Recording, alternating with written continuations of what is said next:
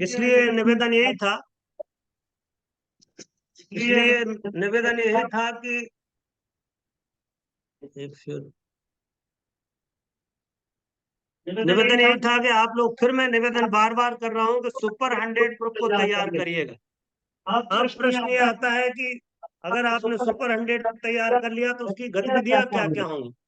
तो नंबर एक तो ये है कि आप जितने मेंबर बनाए उन सब का व्यक्तिगत फॉर्म भरें और पंजीयन का फॉर्म भरें और पूरे जिले का एक मंडल बना करके हमको शांति कुंज को प्रेषित कर दें। शांति कुंज से उस मंडल का रजिस्ट्रेशन हम लोग यहाँ से कर देंगे। और एक बार आपका पंजीयन हो गया, रजिस्ट्रेशन हो गया, फिर आप अपने जिला स्तर की जो 100 लोगों की इकाई है उसके माध्यम से आप अलग अलग गतिविधियां प्रारंभ करें।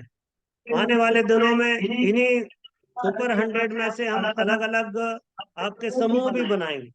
जैसे मान लीजिए कि हमारे पंच महाअभियान है या सप्त आंदोलन है, तो ऐसे कुल मिलाकर के शांति कुंज की ओर से लगभग 10-11 समूहों का निर्माण किया जाता है। हर कार्यक्रम में हम आपसे आपकी रुचि पूछते हैं कि आपकी रुचि किसमें है, तो आपकी रुचि के आधार पर आपको किसी समूह में शामिल कर लिया जाए। तो जो भी सुपर 100 के व्यक्ति होंगे उन्हीं का समूह बनेगा। आप जनरल आदमी को नहीं जोड़ेंगे। एक बात और मैं निवेदन करता हूँ कि अभी तक आपने संगठन बनाया, अगर आप किसी जिले में जाइए और पूछिए कि आपके जिले में टोटल कितने युवा काम कर रहे हैं, तो आप बताएंगे 500 युवा हैं। और जब हम आपसे पूछते हैं कि आपके मंडल कितने हैं, तो आप बताते हैं 5 मंडल है। और 5 मंडल में अगर मान लीजिए 10-10 आदमी भी हैं तो 50 आदमियों का पंजीयन है यहाँ पर। शेष जो 450 लोग हैं उनका पता नहीं। इसलिए निवेदन ये है कि 100% लोग, हमारे जितने कार्यकर्ता हैं, जितने सदस्य हैं, सबका पंजीयन नंबर, सबका व्यक्तिगत आईडी आपके पास होना चाहिए। हर व्यक्ति की आईडी हो। आने वाले दिनों में शांति कुंज में भी जब आप आते हैं तो आपसे आपका विवरण पूछा जा सकता है। हो सकता है कल से ऐसी व्यवस्था बन जाए कि आप आए और आप अपनी आईडी बताएं और आपका सारा फॉर्म भर गया, तो आपको आने में भी दिक्कत नहीं होगी।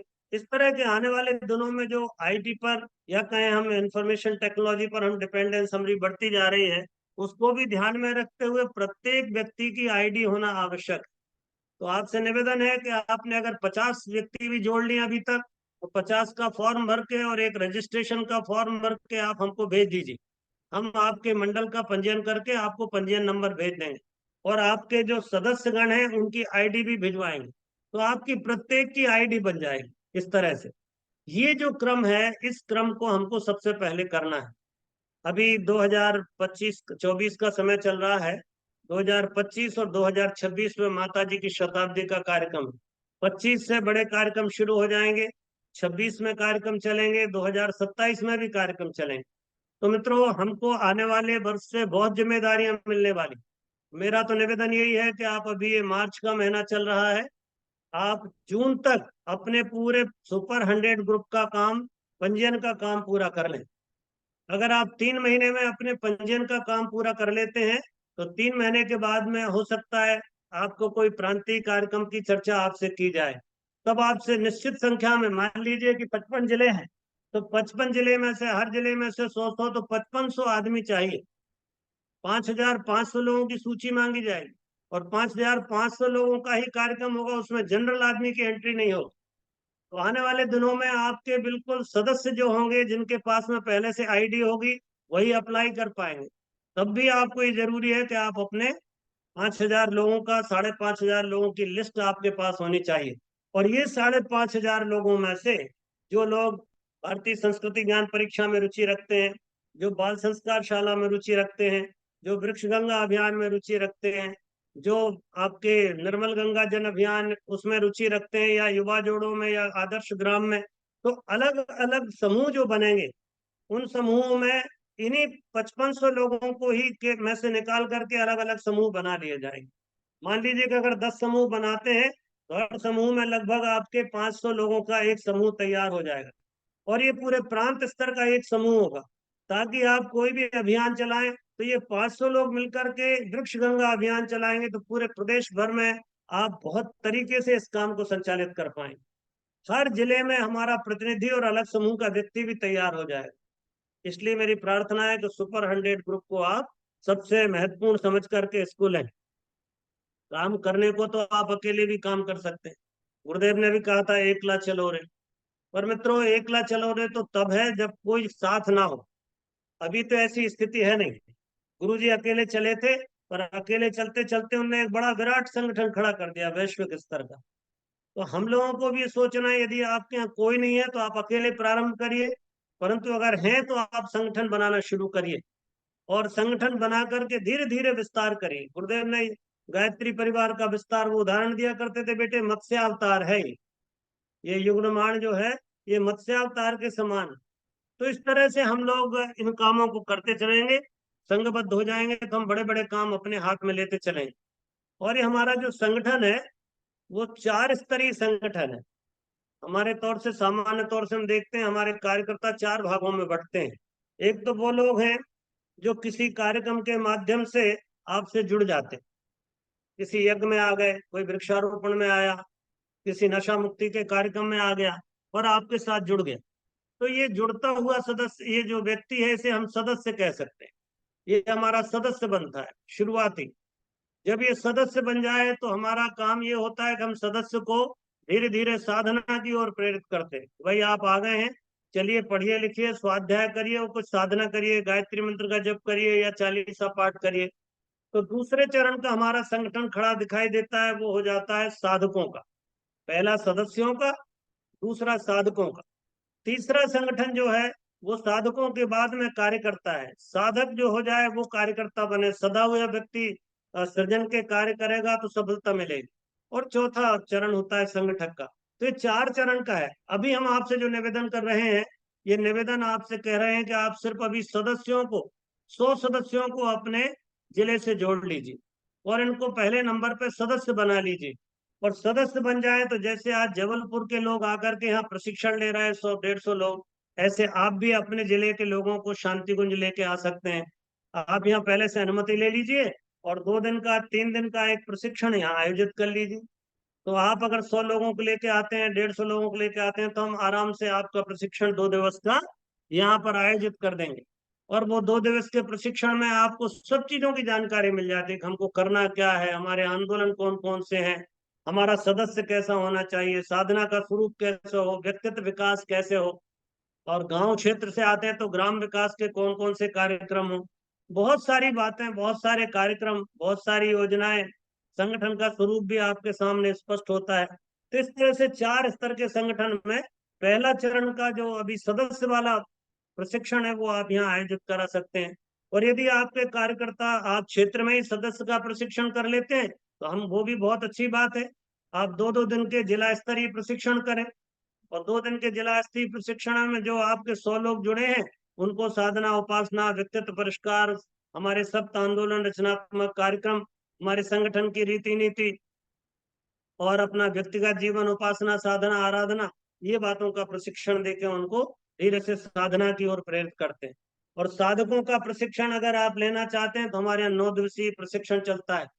तो आप पूर्व परमिशन लेकर के अपने जिले के 100 लोगों को लेके आए या 50 लोगों को लेके आए और यहाँ पूर्व अनुमति ले लें, और 9 दिन के प्रशिक्षण में, 9 दिन की साधना शिविर में अपने साधकों के लिए लेके आए तो वो साधक बन जाएगा। तो ये 2 प्रशिक्षण ऐसे हैं जो बिल्कुल अनिवार्य है। पहला सदस्य का प्रशिक्षण जिसमें इंट्रोडक्शन होता है, सामान्य जानकारी होगी, और दूसरा साधक का प्रशिक्षण। 2 अभियान, दो दो चीजें कर लें। अब मैं निवेदन करूंगा आपसे कि अभी तक आपने बहुत सारे मंडल गठित किए, पर वो मंडल गठन के बाद में उनसे चर्चा नहीं हुई, उनसे विचार विमर्श नहीं हुआ, वो कैसे चल रहे हैं, उनकी क्या स्थिति है, अभी वो जीवित हैं कि नहीं है, उनकी गतिविधियां चलती हैं या नहीं चलती। ऐसा तो नहीं कि उसमें से 10 सदस्य थे, 10 में से 6 सदस्य बाहर चले गए, अब 4 ही बचे हैं, तो 4 का संगठन नहीं होता। संगठन का सीधा सीधा स्वरूप ये होता है कम से कम 5 लोग मिलकर के संगठन बनाए, फिर 5, हर व्यक्ति 5-5 सदस्य और जोड़े, तो कुल मिलाकर के 30 सदस्य हो जाते। तो 25 वो और 5 आप, कुल मिला के 30 सदस्य हो गए। 30 सदस्यों का न्यूनतम एक मंडल कहलाता है। जब 30 की सदस्यता ना हो तब तक आपका मंडल पूरा नहीं कहा जाता। फिर उसमें 30 से लेकर के 150-200 तक भी संख्या हो सकती है, कोई दिक्कत नहीं। और अगर लगता है आपको कि एक मंडल में ज्यादा संख्या हो रही है तो आप 2 मंडल बना लीजिए। तो इस तरह से 2 मंडलों का गठन कर सकते हैं। तो अभी आपने बहुत सारे मंडल गठित किए हैं, उनकी समीक्षा करें, देखें कि कौन सा मंडल जीवित है, और जीवित है तो उसकी स्थिति क्या है, उसमें सदस्य पूरे हैं कि नहीं। तीसरी बात, वो मंडल अपना अभी कुछ कार्यक्रम कर रहा है कि नहीं कर रहा है, साप्ताहिक संगोष्ठी होती है नहीं होती है, उनका कभी शांति कुंज आना जाना हुआ कि नहीं हुआ, युवाओं से संबंधित रचनात्मक कार्यों का उनका प्रशिक्षण हुआ कि नहीं हुआ, संगठन की रीति नीति से संबंधित उनका प्रशिक्षण हुआ नहीं हुआ, ये भी जानकारी उनको होनी चाहिए। तो इस तरह से हमने जब से निवेदन आपसे किया है तो इसी बात को देगा, आप मंडलों से परिचर्चा करें और हर जिले में कम से कम 5 लोग ऐसे नियुक्त करें जो पूरे प्रदेश के मंडलों की जानकारी, उनका प्रतिनिधित्व करें। आपको केंद्र को बताने के लिए 5 आदमी हर जिले में ऐसे होने चाहिए जो वहां के संगठन की बात सोचेंगे। पांच पांच लोगों का एक मंडल बना दे, एक समूह बना दे, एक समिति बना दे, कि वो 5 लोग मिलकर के मंडलों की कार्रवाई पर ध्यान देंगे। तो इस तरह से आप युवाओं को जोड़ें, नए युवाओं को कार्यक्रमों से जोड़ें, जो जुड़ जाएं वो सदस्य बना लें, उन सदस्यों को आप प्रशिक्षण दें और प्रशिक्षण के उपरांत उनका मंडल गठित कर दें। तो ये इस तरह का एक कार्यक्रम आपको एक अभियान के तौर पे आपको ये चलाना पड़ेगा। और अभी तक जो मंडल गठित हुए हैं उनकी समीक्षा कर लें, जो कमजोर लग रहे हैं उनको फिर से मजबूत बनाएं, जिनके लोग छोड़ के चले गए हैं उनके सदस्यों की प्रतिपूर्ति दूसरे सदस्यों से कर लें। कोई मंडल अगर जीवित ही नहीं है, सब लोग चले गए, मंडल में कोई नहीं है, तो नया मंडल वहां गठित करें। इस तरह से पुनर्गठन का, नवीनीकरण का, उसमें नए सदस्यों को लाने का, ये सारा काम हमको मंडल के माध्यम से करना होगा। और पुनर्जीवन, नवीनीकरण या नया मंडल बनाना, तो ये प्रक्रिया हमारी इस तरह से चलेगी। इसी के साथ में हम आपसे कल जो बात करेंगे वो साप्ताहिक संगोष्ठी बात करेंगे। जो मंडल बन जाते हैं तो मंडल वो ही जीवित रहते हैं जो नियमित रूप से अपनी गोष्ठियां करते हैं या कोई गतिविधियां चलाते हैं। अन्यथा मंडल बन जाते हैं नाम के, उनके संयोजक या समन्वयक भी बन जाते हैं, धीरे धीरे मंडल महीने 2 महीने में फिर शिथिल हो जाता है। इसलिए आपको साप्ताहिक संगोष्ठी का काम भी आपको करना पड़ता है। साथ ही साथ हमारे जो मंडल बनते हैं, जो गतिविधियां कर रहे हैं, उनकी रिपोर्टिंग भी जरूरी है कि आप क्या गतिविधि करना है तो आप रिपोर्ट करिए। जो भी काम करते हैं, हमारा एक नंबर हम लोग बहुत दिन से आपको शेयर करते रहे हैं कि उसमें आप व्हाट्सएप में वो हमारी सूचनाएं भेजिए, मेल पे भेजिए, ताकि आपकी सूचनाओं को हम यहाँ से पूरे देश दुनिया में पहुंचा पाएं। जो विशेष आपके गतिविधियां होती हैं उनको प्रकाशन में लेकर के आए, और सब जगह अपने काम में छोटी छोटी वीडियो भी बना के भेज सकते हैं। तो रिपोर्टिंग का काम करें, और रिपोर्टिंग के साथ में हर मंडल का फॉलो अप जरूर डिसाइड करें। जो जिला स्तर की टीम बनेगी उसका काम यह है कि वो पूरे तहसीलों के मंडलों का संचालन ठीक हो रहा है कि नहीं हो रहा है, इसका फॉलो अप करते रहे। अच्छा तो ये हो कि ये जो 5 लोग हैं, अगर 10 आपके टोटल तहसील हैं तो दो दो तहसील एक आदमी के उसमें आती। आप कोशिश ये करें कि महीने में एक बार आप अपने तहसील स्तर तक भ्रमण जरूर करें, और तहसील स्तर तक जाकर वहां पर पता लगाएं कि आपके मंडलों की क्या स्थिति। मंडलों की गोष्ठी आयोजित करें, या मंडल जो अपनी गोष्ठी आयोजित करते हैं तो आप उनकी मंडलों की गोष्ठी में आप शामिल होइए। आप पहुंचिए और देखिए कि उनका मंडल की गोष्ठी ठीक ठीक हो रही है कि। तो मंडल की गोष्ठी का भी प्रशिक्षण एक जरूरी होता है, कल जिस पर हम खूब विस्तार से बात करेंगे। तो इस तरह से जब मंडल गठित हो जाए तो हमारा समूह निर्मित होता चला जाएगा, धीरे धीरे धीरे धीरे हमारे मंडल में और भी लोग जुड़ते चले जाएंगे। तो मित्रों, हमको सबको मिलकर के मंडल गठन का ये महत्वपूर्ण काम सब मिलकर के हम लोग करेंगे। और एक बात ध्यान रखेंगे कि अपना जब भी संगठन में लोगों को लेके आए तो कुछ अर्हताएं निश्चित करें कि मंडल में जो जुड़ रहा है एटलीस्ट ऐसा आदमी हो जो समयदान करे, दूसरा प्रतिभाशाली हो, तीसरा भावनाशील। ये 3 तरह की क्वालिटी हमको अपने कार्यकर्ताओं में चाहिए। भावनाशील हो तो उसको लगता हो कि मुझे देश के लिए, अपनी संस्कृति के लिए, अपने धर्म और अपनी सभ्यता के लिए, मनुष्यता के लिए कुछ करना चाहिए, उसके भीतर ये भावना आती हो। दूसरा, वो कोई ना कोई प्रतिभा का धनी हो, ताकि वो अपनी प्रतिभा का मानवता के कल्याण के लिए लगा सके। और तीसरी बात है, वो समय दान करता हो। अगर समय नहीं देगा तो कितना भी आप जोड़ लीजिए वो व्यर्थ ही हो जाएगा। आप जोड़ लीजिए, थोड़े दिन बाद वो अपने आप कट जाएगा। इसलिए जब देवताओं के संगठन की बात होती तो तीनों बातें आप तक, उसमें प्रतिभाशाली, संवैधानी और भावना संपन्न, ये 3 कैटेगरी के हमारे लोग बने, इन्हीं को सज्जनों का संगठन कहते हैं। तो अपनी ये सब चीजें देख करके आप लोगों को चुनिए। जब आप कार्यक्रम करते हैं, कोई जिला स्तरीय मान लो युवा चेतना शिविर किया और 50-100 लड़के आए, तो आपको उनमें से चुन लेना चाहिए कि ये 10 लड़के हमारे काम के। फॉर्म भरवा लीजिए, डिटेल ले लीजिए उनके, और विवरण से आपको समझ में आ जाएगा कि इनको हम जोड़ सकते हैं और ये लोग हमारे लिए उपयोगी हो सकते हैं। तो ऐसे हर जिले में, तहसील में, ग्राम स्तर पर, पंचायत स्तर पर छोटे छोटे 1-1 दिवसीय 2 घंटे 3 घंटे के युवा चेतना शिविरों का आयोजन करना चाहिए। इसका पाठ्यक्रम भी हम लोगों ने बना के कई बार शेयर किया हुआ है, नहीं हो तो आप शांति कुंज से ले सकते हैं। और इस तरह से आप छोटे छोटे आयोजन करके युवाओं को अपने साथ जोड़ सकते हैं। लोग हमसे पूछते हैं कि साहब युवाओं को कैसे जोड़ें, तो जोड़ने का तरीका यही है भाई। आप स्कूल कॉलेज में जाइए, वहां पे अपनी गोष्ठियां रखिए, डिवाइन वर्कशॉप करिए, नशा मुक्ति की बात करिए, आपके व्यक्तित्व परिष्कार के सत्र लगाइए, तो आप पाएंगे कि लोग उससे आकर्षित होते हैं। और जो लोग 100 लोगों की बात करेंगे तो 10 12 15 लोग आपके हाथ में आ जाते हैं। वो जो लोग आ जाए उनके नाम, पते, फोन नंबर लिखिए, उनको अपने साथ जोड़ लीजिए प्रारंभिक रूप से, और उनको 6 महीने तक आप ऐसी साधना का क्रम कराते रहिए ताकि वो मजबूत हो जाए। जब मजबूत हो जाए तो उनको अपना मंडल बना दीजिए। एक मंडल स्थानीय भी बन सकता है। जैसे हम कह रहे हैं सुपर 100 ग्रुप हमारा जिला स्तर का बन जाए, और अगर ये जिला स्तर का ग्रुप चाहे तो हर तहसील में सुपर 100 ग्रुप खड़ा कर सकते, हर तहसील में। आप 100 तहसीलों के आपके 1000 युवा आपके पास तैयार हो जाते, और ऐसे 1000 युवा आपका जो मर्जी हो युग निर्माण के किसी भी बड़े से बड़े कार्यक्रम को आप करने की सामर्थ्य रखते हैं। मित्रों, हम देख रहे हैं हमारा मिशन प्रारंभ हुए बहुत दिन हो गए, और हमारे पास इस समय काफी वरिष्ठ लोगों की संख्या है, बड़ी संख्या में हमारे पास वरिष्ठ लोग। स्वाभाविक रूप से जब इतने बड़े रचनात्मक काम, युग परिवर्तन का काम करना है, आने वाले दिनों में भारत को बहुत ऊंचाइयों तक पहुंचाना है, भारत की सभ्यता और संस्कृति को दुनिया भर में पहुंचाना है, तो हमको सच में अच्छे चरित्रवान, ठोस, मजबूत व्यक्तित्व के व्यक्ति चाहिए। तो आपको युवाओं को जोड़ने का काम ये प्रथम दर्जे का काम है, हमको ये सारी चीजें ध्यान रखना है। तो यही बातें कुछ महत्वपूर्ण चीजें हैं। एक बात और ध्यान रखें कि आजकल हमारे बच्चे जो हैं वो तकनीकी पर बहुत निर्भर करते हैं। वो चाहते हैं कि हम भी ऐसा ही चाहते हैं कि हमारे बच्चे तकनीकी की दृष्टि से एकदम समर्थ होना चाहिए। आजकल तकनीकी का युग है, जमाना है, टेक्नोलॉजी का युग है, कंप्यूटर का युग है, आजकल आर्टिफिशियल इंटेलिजेंस का युग है। इसलिए जहां हम कहते हैं कि हमारी पारिवारिक संवेदना भावना रहनी चाहिए, हमारे संगठन में चरित्रवान लोग होना चाहिए, संवैधानी होना चाहिए, वहीं हम ये भी कहते हैं कि आजकल पढ़े लिखे का मतलब होता है कंप्यूटर जानने वाला। तो हमारे भाइयों का ये ज्ञान भी हम बढ़ा सकते हैं। कल हम जब आपसे बात करेंगे, आप साप्ताहिक गोष्ठी में क्या करें, तो अनेक कार्यक्रम है रचनात्मक, वो रचनात्मक कार्यों को भी आपको करना है।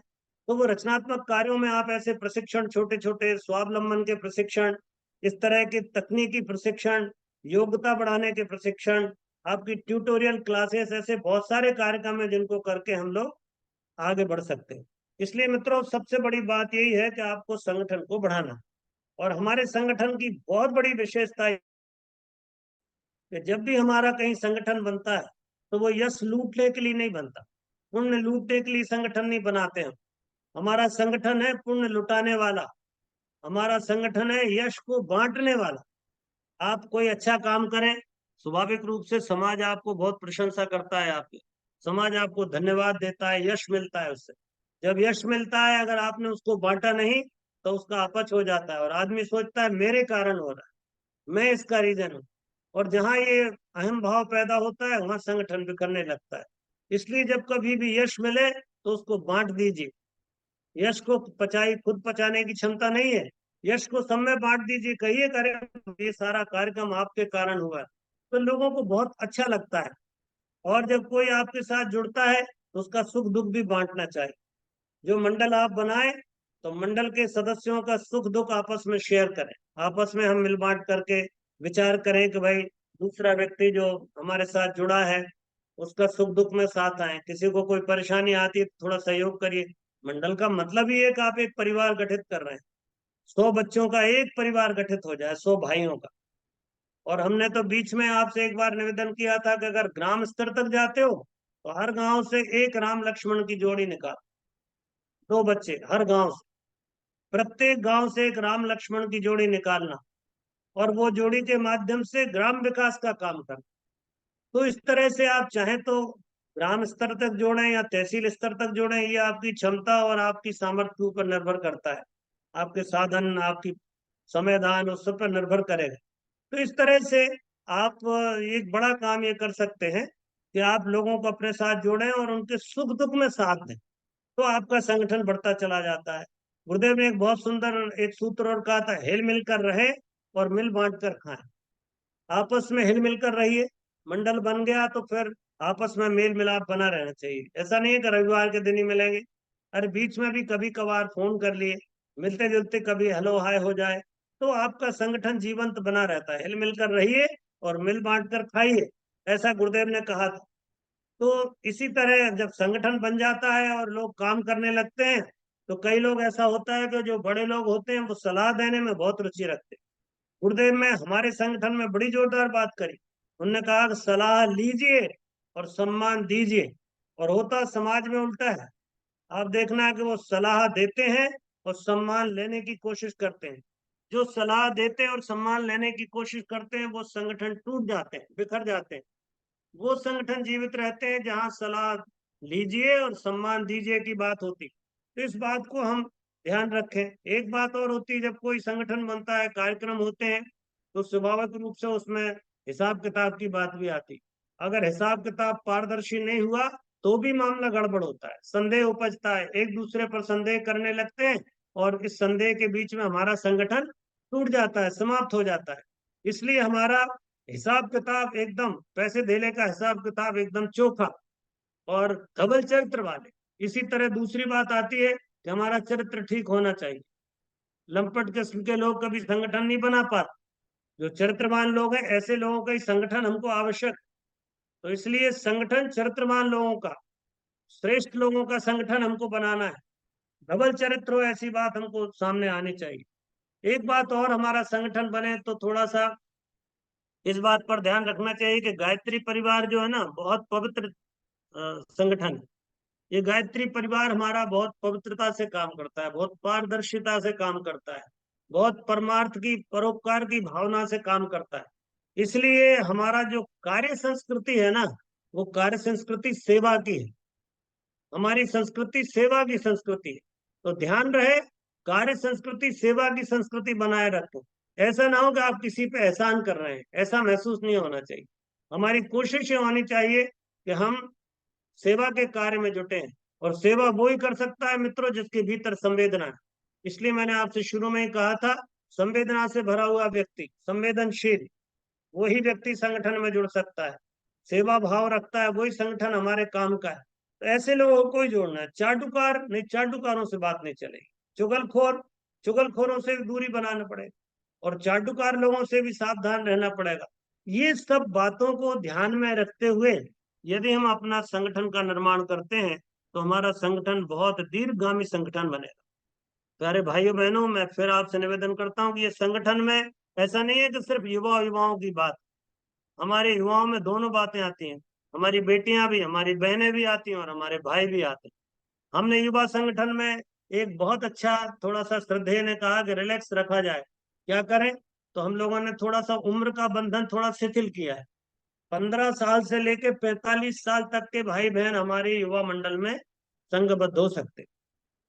15 साल से 45 साल, लगभग 30 वर्ष का एक समय ऐसा है कि इस पीरियड के लोग हमारे संगठन के सदस्य बन जाते हैं। हमारे संगठन में एक बात और ध्यान रखने की, जब मंडल गठित करें तो उसमें एक बुजुर्ग आदमी को भी जोड़ना चाहिए, 1 या 2 लोगों। मान लीजिए हमारे 45 साल तक के 50 लोग जुड़ गए, तो 2 हमारे बुजुर्ग अनुभवी लोगों को जोड़ना चाहिए, गायत्री परिवार का के अनुभवी लोगों को, ताकि वो लोग, जो युवा लोग के भीतर का जोश है, उस जोश को होश पूर्वक समाज में नियोजित कर सके। वो मिशन की धारा को समझते हैं, वो गुरुजी के काम करने के ढंग को समझते हैं, वो हमारे अनुशासनों को समझते हैं। तो जो वरिष्ठ हैं वो हमारे प्रौढ़ मित्र के रूप में जुड़ जाएं। हर संगठन में, हर मंडल में, हर सुपर 100 ग्रुप में हमारे 2 लोग 45 साल से ऊपर के भी होंगे, जो होश पूर्वक जोश का नियोजन करेंगे। इसलिए जोश और होश दोनों का समन्वय हो जाएगा। जोश हमारे युवा भाइयों का और होश हमारे प्रौढ़ मित्रों का। तो हमने जब संगठन की रूपरेखा रखी थी तब से ये बात कह दी थी कि हमारा जोश और होश का दोनों का समन्वय होगा तब बात बनेगी। अगली बात, संगठन जब भी बनाए तो हमारा निवेदन है कि प्रांत स्तर और जिला स्तर का समन्वय भी आपस में होना चाहिए। हमेशा जो बातें हैं, सूचनाएं हैं, उनके आदान प्रदान का टू वे कम्युनिकेशन सिस्टम होना चाहिए। हम लोग केंद्र में बैठे हैं तो शांति कुंज की बात हम आपके केंद्र अर्थात आपके प्रांत के मुख्यालय तक पहुंचा दें। प्रांत का मुख्यालय सारे जिलों तक बात कह दे या उपजोन तक बात कह दे, और उपजोन के स्तर का जो प्रभारी है वो हमारे जिले तक पहुंचा दे तो बहुत अच्छे से बात बनती है। और अगर आपके जिले की बात है तो वो उपजोन पर आए, उपजोन से आपके केंद्र, आपके प्रांत के केंद्र पर आ जाए, प्रांत से हमारे पास तक आ जाए, तो हमारी गतिविधियां बहुत सुचारू रूप से चलेंगी। इसलिए टू वे कम्युनिकेशन सिस्टम हमको करना पड़ेगा। इस बात का ध्यान रखना है। मंडल के गठन करने में इन बातों को अगर ध्यान में रखते हैं तो आपका मंडल बहुत शानदार तरीके से बन जाता है। हमसे कई भाई लोग पूछते हैं कि साहब युवाओं को जोड़े कैसे। तो हमने निवेदन किया था कि आप कभी कॉलेज में जाइए और बच्चों के व्यक्तित्व परिष्कार पर एक छोटा सा प्रेजेंटेशन लेके जाइए, प्रवचन करिए या प्रेजेंटेशन दिखाइए, पावर पॉइंट प्रेजेंटेशन। आप जिस क्लास में, मान लो कॉलेज में आप रख रहे हैं, आप देखना आपको 10-5 बच्चे आपके कार्यक्रम के बाद आपसे आके संपर्क करते हैं कि साहब हम आगे भी कुछ सीखना चाहते हैं तो हमको क्या सहयोग मिल सकता है। बस उन बच्चों के नाम लिखिए और उनके लिए आगे की योजना बना लीजिए। फर्दर उनसे बैठक का समय निश्चित कर लीजिए या फिर दोबारा एक कोई और कार्यक्रम अपने उसी कॉलेज में रख लीजिए। किस तरह से कॉलेज के माध्यम से हो सकता है। फिर आपके ग्राम स्तर पे, तो ग्राम स्तर पे आप जा सकते हैं, ग्रामीण स्तर पर जा करके संपर्क करें। और गांव में नशा मुक्ति का बहुत तेज क्रम चलता है, तो नशा मुक्ति और कुरीति उन्मूलन पर कोई सेमिनार रखी जा सकती है, स्वच्छता पर कोई प्रोग्राम रखा जा सकता है। और उस स्वच्छता और नशा मुक्ति के कार्यक्रम में मान लीजिए नशा मुक्ति की रैली आपने निकाली, बाद में आपने उसमें उद्बोधन किया, प्रदर्शनी दिखाई या आपने फिल्म दिखाई, तो फिल्म में जो लोग आएंगे वो भी संकल्प भर लेते हैं।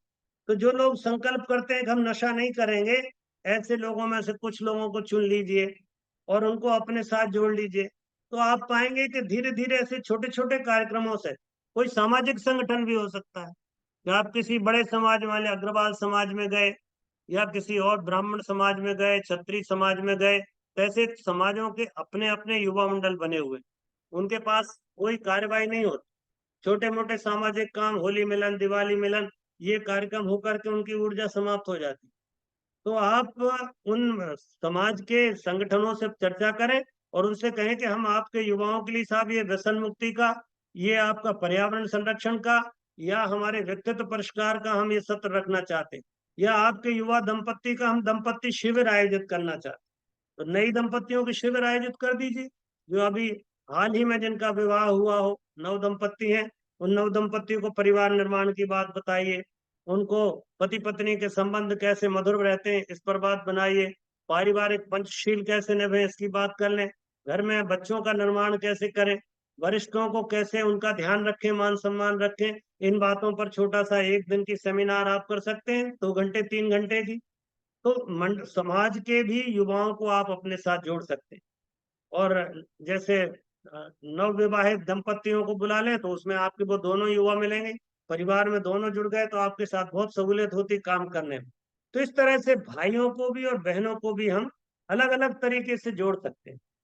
आपने देखा होगा जिले में एनएसएस का वो होता है, संगठन होता है, जिले में स्काउट एंड गाइड का संगठन होता है, जिले में आपके एनसीसी का संगठन होता है। तो ऐसे कोई भी संगठन के जो कोऑर्डिनेटर हो, जो कमांडर हो, उनसे मिलना चाहिए। और आप उनके अलग अलग, जैसे गर्मी के दिन में या सर्दियों के दिन में जब छुट्टियां होती तब आपने देखा होगा एनएसएस के कैंप लगते हैं। मैं अभी हाल ही में यहाँ पहाड़ में एक एनएसएस का कैंप लगा हुआ था, 300 बच्चे थे। उनके बीच हम गए, हम लोगों ने उन बच्चों से बात की, बड़े प्रभावित हुए वो बच्चे। हमने कहा भाई आप कोई नशा मुक्ति का अभियान चलाइए क्योंकि पहाड़ में बहुत नशा फैल रहा है। तो इस तरह से हम एनएसएस के कैंप में जाकर के अपना लेक्चर दे सकते हैं। और एनएसएस में स्वाभाविक रूप से सेवा भावी बच्चे जुड़ते हैं। तो उन बच्चों के साथ उन बच्चों को अपन आमंत्रित कर सकते हैं कि आप हमारे सुपर 100 मंडल में शामिल हो। तो ऐसे सुपर 100 हीरक मंडल हम सबको, तो ऐसे हीरक मंडल भी कह सकते हो आप, कि युवा हीरे जैसे युवाओं का मंडल बना रहे हैं, तो युवा हीरक मंडल भी हो सकता है। तो इस तरह से सुपर 100 में हम अलग अलग तरीके से स्कूल कॉलेज में, गांव में मीटिंग करके, कोई रैली निकाल करके, स्वच्छता अभियान चला करके, नशा मुक्ति अभियान चला करके, ग्राम विकास की कोई योजना के माध्यम से, और आपके यूनिवर्सिटीज में या कारपोरेट में जाते हैं तो हमारे दिया ग्रुप के माध्यम से, और यदि आप सामाजिक संगठन में जाते हैं तो उनके, जैसा मैंने आपसे कहा, पारिवारिक दंपत्ति सम्मेलन के माध्यम से आप युवाओं से जुड़ सकते हैं और उनको अपने साथ जोड़ सकते हैं। तो मित्रों, हमको थोड़ी सी कोशिश करनी पड़ेगी, हम पाएंगे कि धीरे धीरे हमारे साथ युवाओं का संगठन बढ़ता चला जाए। अभी हो क्या रहा है, मैं आपको बहुत यथार्थ बताता हूँ। बच्चे हमारे यहाँ अभी भी आते हैं। अच्छा, एक चीज और आपको बताना भूल गया मैं, ये सुपर 100 ग्रुप में आपके बच्चे भी हो सकते हैं। तो पारिवारिक युवा सम्मेलन का आयोजित करिए। आप अपने ही परिवार के लोग कितने जुड़े हुए हैं, सैकड़ों हजारों की संख्या में, उनके बच्चे कहाँ जा रहे हैं? तो चलिए हम कम से कम अपनी जेब से, अपने घर से शुरुआत करते हैं। तो जो हमारे परिजन हैं, उनके बच्चों का भी एक पारिवारिक युवा सम्मेलन रखा जा सकता है, और वो जिला स्तर के युवा सम्मेलन हो।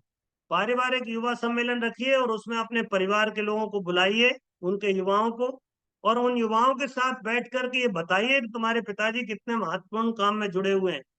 और ये रचनात्मक कामों को जब आप कहते हैं तो हमारे बच्चे कहते हैं, अरे हम तो समझते थे कि सिर्फ यज्ञ और हवन होता है, सिर्फ अनुष्ठान होते हैं।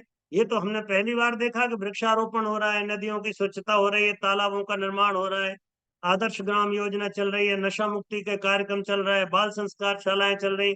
ये लोगों को पता नहीं। इसलिए आप जब पारिवारिक युवा सम्मेलन करेंगे तो मेरा विश्वास है कि प्रत्येक जिले से आपको 100 युवा मिल जाए, हमारे ही परिवार, और उनका अभी कहीं संगठन में नाम नहीं होगा। वो हमारे परिवार से जुड़े हुए हैं, परिवार के अंग हैं, समय समय पर शांति कुंज भी आते रहते हैं, उन पर हमको ज्यादा मेहनत करने की आवश्यकता नहीं होगी। इसलिए पारिवारिक युवा संगठन मंडल वो बना करके कार्यक्रम, उनको भी अपने साथ जोड़ सकते हैं। तो इतने सारे कार्यक्रम हो सकते हैं, पारिवारिक युवा सम्मेलन, नव दंपत्ति सम्मेलन, सामाजिक युवाओं के संगोष्ठियां, कॉलेज स्कूल और कारपोरेट यूनिवर्सिटीज में संगोष्ठियां, और ग्राम स्तर पर जाकर के संगोष्ठियां, रैलियां, व्यसन मुक्ति रैली, वृक्षारोपण के कार्यक्रम बनाकर। तो मित्रों, ये रचनात्मक कार्यों के माध्यम से युवा आकर्षित होते हैं, और उन युवाओं को अपने साथ जोड़ लें। उनके व्यक्तित्व परिष्कार में फिर उपासना, साधना, आराधना के 3 क्रम बहुत सरल तरीके से, उपासना में सिर्फ ध्यान का क्रम जोड़ दें, साधना में अपने आचरण, विचार, खान पान और इसका संयम बता दें, और आराधना में थोड़ा सा सेवा कार्य, पहले अपने घर के वरिष्ठों की सेवा करने, माता पिता की सेवा का काम दे दें उन। तो इस तरह से, या बाल संस्कार शाला चलाने का काम दे दें, तो सेवा के छोटे छोटे प्रकल्प उनको दिए जा सकते हैं।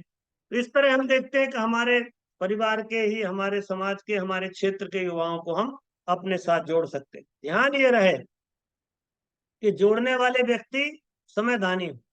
मेरा निवेदन फिर कहता हूं आपसे, हम लोगों ने पिछले बार जब सागर में कार्यक्रम किया था, 2017 की बात है, जब 2017 के दिसंबर में हम लोग सागर में प्रांतीय कार्यक्रम कर रहे थे, तब भी हमने एक प्रार्थना की थी कि आप पूरे प्रदेश के लिए आपके प्रवासी युवा निकालिए, समयदानी युवा। अब तो मैं आपसे ये कहता हूँ, प्रदेश की बात तो बहुत बड़ी हो गई, अब आपको जिले स्तर पर प्रत्येक जिले में प्रवासी युवा ढूंढना चाहिए। एक दिन, रविवार का दिन, प्रतिदिन, प्रति रविवार या शनिवार रविवार, 2 दिन का समय, ऐसे युवा निकालिए जो 2 दिन का समय आपको देते हैं। उन युवाओं के माध्यम से आप संगठन खड़ा कराइए। पहले उन युवाओं का, मान लो हर जिले में आपको 2-2 व्यक्ति मिल जाते हैं ऐसे प्रवासी युवा, तो प्रवासी युवाओं का प्रशिक्षण पहले कर दीजिए, उनसे क्या काम कराना है, और फिर उनके माध्यम से सुपर 100 ग्रुप बनाना शुरू कर दीजिए। आपको बहुत सारी सहूलियत हो जाएगी। इस तरह से हम देखते हैं कि मंडलों के माध्यम से, या कहें कि हम सुपर 100 के माध्यम से हमारी बहुत सारी गतिविधियों को हम संचालित कर सकते हैं। भाइयों बहनों, ये समय बड़ा महत्वपूर्ण। मैं आपसे फिर निवेदन करता हूँ कि हमारा सौभाग्य है कि हम इतनी महान संस्था मंगलमय युग निर्माण योजना से जुड़े हैं, या जुड़ने का हमको अवसर मिल रहा है। हम सौभाग्यशाली हैं, हम धन्य हैं कि हमको ऐसी गुरु सत्ता मिली है। अगर आज से 100 साल पहले हम जन्म लिए होते, 150 साल पहले, तो ऐसा गुरु ना मिलता। आज से 50 साल बाद जन्म होते तो शायद ये काम ना मिलता। हम एक ऐसे समय में हैं जब एक बड़ी मंगलमयी भगवान की योजना काम कर रही है, जब दुनिया बदल रही है। आप देख नहीं रहे? पिछले 10 वर्षों में जो हुआ होगा मुश्किल से 6 महीने में हो गया अभी। हमारे यहाँ कहा जाता है कि पिछले 3000 वर्ष में जो परिवर्तन हुआ वो पिछले 300 सालों में हो गया। जो पिछले 300 सालों में हुआ वो अभी 30 वर्ष में हो गया है, और जो पिछले 30 वर्ष में हुआ था वो अभी 3 वर्ष में हो गया। आप देखते हैं हर दिन नई नई क्रांतियां हो रही, तकनीकी के क्षेत्र में, संचार के क्षेत्र में नई नई क्रांतियां घटित होती चली जा रही। अब आप देख रहे हैं आज का आर्टिफिशियल इंटेलिजेंस का जमाना आ गया। और ये आर्टिफिशियल इंटेलिजेंस में आप देखते हैं सिर्फ आपको कहने की जरूरत है कि आप जो मर्जी है वो कर लीजिए। अब तो पत्रकार लोग अपने न्यूज बना रहे हैं तो एआई का हेल्प ले रहे हैं, वकील अपना रिपोर्ट बना रहा है तो एआई की सहायता ले रहा है। तो सब तरफ आप कोई प्रोफेसर पढ़ा रहा है तो वो एआई के माध्यम से सहयोग लेकर के पढ़ा रहा है। तो ये सब बातें हो रही। तो हमको ये बात सोचनी चाहिए कि ऐसे परिवर्तन के दौर में हमारा जन्म हुआ है। तो हमको ये गौरव होना चाहिए कि हम ऐसे परिवर्तन के दौर में हैं जब हमारी दुनिया को जरूरत है। और आज के समय जो भगवान को समय देगा मित्रों वो धन्य हो जाएगा। वो समय स्मरण करने में आता है कि जब लोगों ने समय पहचान लिया था और भगवान के साथ जुड़ गए, वो सब धन्य बन गए। चाहे वो राम के काल के हों, चाहे कृष्ण के समय के हों, चाहे बुद्ध के समय के हों, चाहे महावीर के साथी हों, और चाहे रामकृष्ण के साथी हों, और चाहे स्वाधीनता संग्राम में गांधी जी का साथ दिया हो, आज वो सब लोग धन्य हो गए। आप अगर ऐसे महत्वपूर्ण समय में आपका समय आज जन्म हुआ है तो आपको अपनी जिम्मेदारी पहचाननी चाहिए। मैं हमारे जो जुड़े हुए पुराने कार्यकर्ता हैं उनसे भी निवेदन करता हूँ कि अब ये प्रमाद का, आलस्य का समय नहीं है। अब आपको समय निकालिए और भगवान के काम में लगी और पूरी तत्परता से लगी। ये धीरे धीरे काम सच में पसंद नहीं आता। अब करीब साल भर, 2017 से लेकर के 24 गिने तो आप कितने साल हो गए? 7 साल हो गए। 7 साल में अभी हम वहीं खड़े हुए हैं जहाँ 7 साल 2018 में खड़े थे। अब कब तक ये काम को आगे बढ़ाते रहिएगा? एक निश्चित समय अधिक अवधि करिए कि हम 3 महीने में सुपर 100 का काम पूरा कर दें। सुपर 100 का काम लोग बहाने करते आते हैं, करे साहब वो नहीं सहयोग कर रहे हैं, उनका शक्तिपीठ वाला सहयोग नहीं कर रहा है, तो कहीं संगठन वाला सहयोग नहीं कर रहा है। ये तो बहाने मात्र में। तो आपको कोई नहीं रोकता कि आप नए बच्चों का मंडल बनाने में किसी संगठन की जरूरत पड़ती। आप जाइए और बच्चों के बीच में आप सेमिनार करिए, आप मीटिंग्स करिए, लोगों से संपर्क करिए। आप पाएंगे आपके साथ में नए युवा जुड़ते चले जाएंगे। और अभी संगठन को नए लोगों की बहुत बड़ी जरूरत। वो लोग जो 50 साल तक इस संगठन को आगे बढ़ाएंगे, ऐसे लोगों की आवश्यकता। इसलिए मैं आप सबसे प्रार्थना करता हूं कि हम सब लोग मिलकर के ये मंडल बनाने के काम में इस काम को आगे बढ़ाएंगे तो हम सच में एक बहुत बड़ा काम गुरु जी का कर पाएंगे। बस यही बात ध्यान रखिएगा कि थोड़ा सा काम होता है तो हम सम्मोहित होने लगते हैं। कहते हैं कि सफलता पर रीझ गए और अगला रास्ता भूल गए। ऐसा हो जाता है प्राय। अगले चरण अगले चरण की बात नहीं कर पाते हम, बस इतने से ही हो जाते हैं कि हमने मंडल बना लिया, बात खत्म हो गई। नहीं, मंडल बनाने से अकेले से बात खत्म नहीं होगी। मंडल बनने के बाद में गतिविधियों का क्रम आता है, अगले चरण की बात आती है। व्यक्ति निर्माण का काम करेंगे हम लोग, परिवार निर्माण का काम करेंगे, समाज निर्माण के बहुत सारे रचनात्मक कार्य मिशन रखकर बैठी हुई है। ये रचनात्मक कार्य हम करेंगे। इसलिए मित्रों, हमको बहुत सावधानी पूर्वक संगम, कहते हैं ना, संघे संघे शक्ति कलौ युग, या संगम शरणम गच्छामि करना पड़ा हमको। अब अकेले अकेले चलते हुए न जाने कितने वर्ष हो गए। पता लगता है कि आपके साथ 4 आदमी भी नहीं खड़े तो व्यर्थ है आपका काम करना। आप अपनी समीक्षा करिए कि आपके साथ लोग क्यों नहीं जुड़ पा रहे हैं। मैं देखता हूँ कई शक्तिपीठों में पहले खूब भीड़ होती थी और अब पता लगता है कि आरती में 4 आदमी खड़े हुए हैं।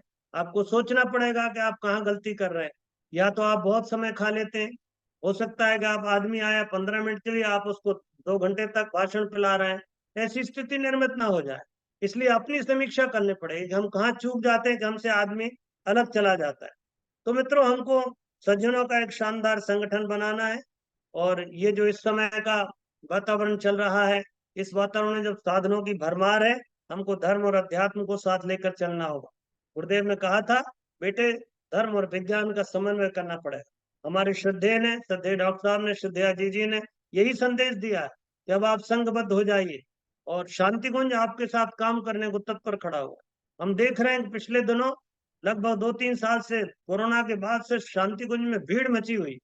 इतने लोग आ रहे हैं और चाहते हैं कि साहब हमको कुछ अच्छा काम करने का मौका मिले, हम किसी अच्छे संगठन से जुड़े। तो अपने जीवन का परिष्कार करते हुए, साधना के माध्यम से अपने को आगे बढ़ाते हुए हमको संघबद्ध होना है। उपासना, स्वाध्याय, संयम, सेवा, समयदान, अंशदान, ये सब चीजें जो बहुत आवश्यक है हमारे लिए, वो हमको उनको आगे बढ़ाना है। इसलिए प्यारे भाइयों बहनों, इस सक्रिय रूप से संघबद्ध होकर के अपने समूह का निर्माण करना है। फिर हमारे संगठन की अलग अलग रीति नीति है। जैसे आपने देखा होगा, केंद्र में एक आपके प्रांत का एक केंद्र में एक प्रतिनिधि बैठता है। फिर आपके प्रांत के केंद्र में, जैसे भोपाल में हम देखते हैं, तो वहाँ हमारे जोन समन्वयक है। फिर जोन समन्वयक के अंतर्गत 5-5, 6-6 जिलों को मिला करके हम एक अलग अलग उपजोन समन्वयक बनाते हैं। उपजोन समन्वयक के अंतर्गत हमारे जिला समन्वयक आते हैं संगठन के, और जिला समन्वयक के अंतर्गत हमारे तहसील स्तर के संगठक आते हैं, और फिर नीचे हमारा मंडल आता है। मंडल जब इकट्ठे हो जाते हैं तो एक 7 सक्रिय संगठित समूह बन जाता है, और 7 मिलकर के एक समन्वय समिति बना लेते हैं। ये समन्वय समिति हमारी जिला स्तरीय समन्वय समिति में चली जाती। तो एक पूरा संगठन का ढांचा नीचे से ऊपर की ओर, ऊपर से नीचे की ओर बना हुआ है। तो हमको इस संगठन के साथ जुड़कर, एक बात और मैं आपसे कहूं कि ये सुपर 100 ग्रुप संगठन का एक अंग है। जो संगठन आपके जिला स्तर पर, जो आपके जिला प्रतिनिधि हैं, जिला समन्वयक हैं संगठन के, उनके साथ मिलकर काम करना है। अलग से कोई संगठन खड़ा नहीं करना है। आप 100 लोगों को जोड़कर उनसे कहिए, भाई साहब ये 100 लोग हैं, ये 100 युवा हैं जो सेवा के लिए तत्पर खड़े हुए हैं, आप बताइए क्या काम करना है। तो इस तरह से हमको संगठन को मजबूत करना है, संगठन को शक्ति प्रदान करना है। आप सबसे निवेदन यही था आज की कल हम लोग आपसे पूरे मंडल के किस तरह से आप कार्रवाई करेंगे, साप्ताहिक संगोष्ठी कैसे आयोजित करेंगे, इस पर हम लोग चर्चा करेंगे।